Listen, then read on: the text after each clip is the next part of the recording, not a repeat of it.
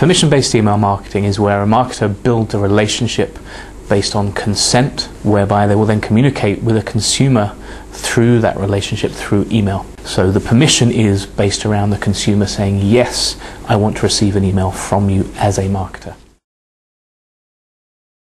So customer loyalty is something that's been driven by an understanding of a consumer's purchasing habits, their life cycle, and how they will relate to you, not just at one point in time, but through their entire life cycle.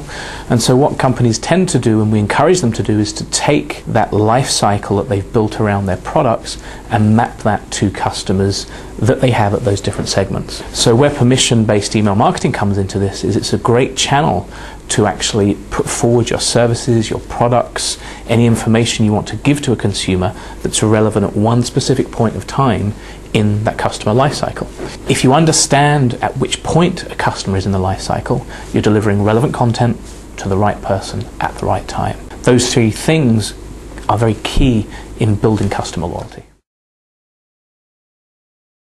Permission-based email really impacts purchasing behavior of customers by getting the right product in front of the right person at the right time. Because you actually understand at what point a consumer is in the life cycle of them being a customer of you, you know what is going to be relevant to them at the right time. So you're able to present things right in front of them when you believe they're going to be at the best point in time to buy it. Prime example is, for example, Procter & Gamble, a company that we've worked with globally for some time, who builds out programs for their Pampers, their diapers. And what they do is they map their products to not just the pregnant mother, but also to the mother's purchasing habits post the birth of their child. So what they'll be doing is sending regular updates weekly to a pregnant mother saying, you'll be feeling these kind of symptoms while you're pregnant. You'll be having these kind of side effects. This is what your baby should be going through. And at all those points in time, placing product within the email. Relevant content, but with product.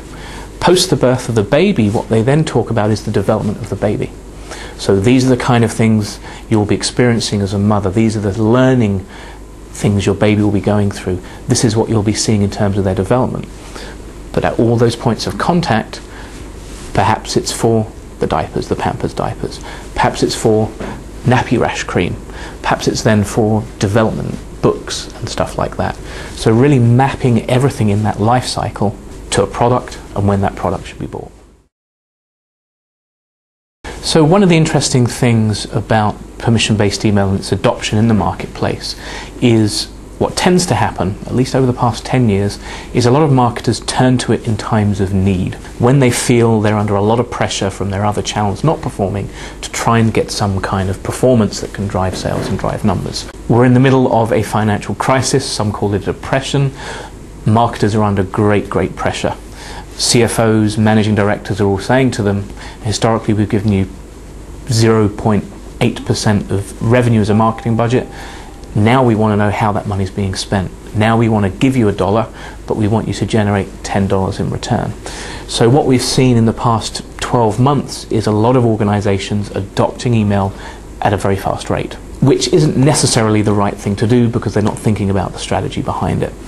So in terms of how the adoption's actually fitting within Asia, it's still very small. It's still a very nascent market. Still many companies that haven't understood the benefits that it can bring to their actual marketing programs in terms of engaging with customers, in terms of bringing right content to right person at the right time.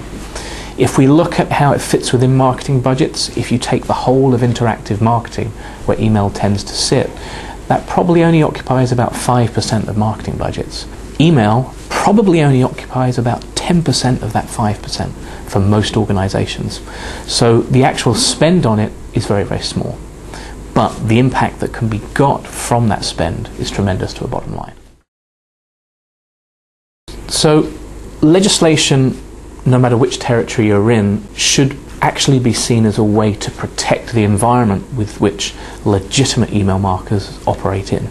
Legislation's only ever put in place to stop belligerent spammers, those that don't actually have any respect for the consumer, to stop them from marketing.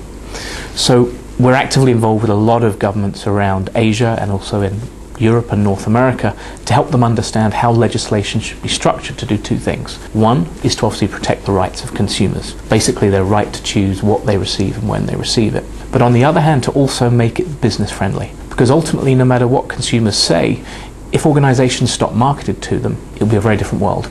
They wouldn't know the products that are out there. They wouldn't have the choice necessarily to make an informed decision about which product they buy. So legislation actually sets a framework within which legitimate marketers who have legitimate businesses that want to build a relationship with consumers can actually put their product in front of them. Example being, how should I get a consumer to sign up to my email list? What are the things I should be thinking about which safeguard their privacy? How should I engage with consumers so that they feel comfortable giving me information because they know that at any time they can unsubscribe and not receive things from me? So making it very transparent about what you're doing. And then finally, really giving illegal organizations, those belligerent spammers, something to think about before they send a message out. Making them think, if I do this, if I really start to upset consumers, if I do something that's illegal, what is the backlash for it? About setting the parameters of penalties and those kind of things. So on the whole, legislation is something that's great for the email marketing industry.